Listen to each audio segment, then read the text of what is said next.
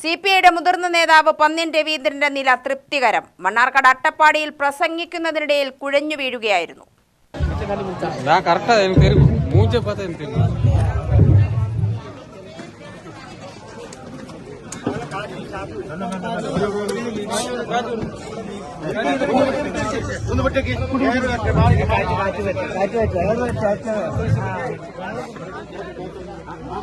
വണ്ടി അവിടെ അനൗൺസ്മെന്റ് വണ്ടി മാറ്റാൻ പറയും. ഈ മൈക്കാൻ എടുത്ത് കാർ പറയും.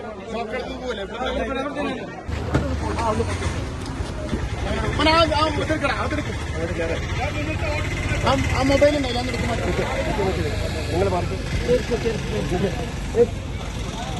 അവിടെ ഒന്ന് കയറി അങ്ങനെ മടിയിലുണ്ട് വെച്ചാൽ പോരെ. ആ കയറി നിങ്ങൾ കയറായിരുന്നു. ഈ പുള്ളി ഇറങ്ങണമേ.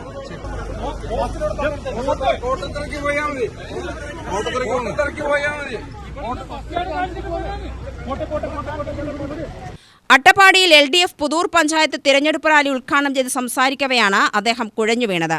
ഉടൻ തന്നെ പുതൂർ ഫാമിലി ഹെൽത്ത് സെന്ററിൽ പ്രവേശിപ്പിച്ചു.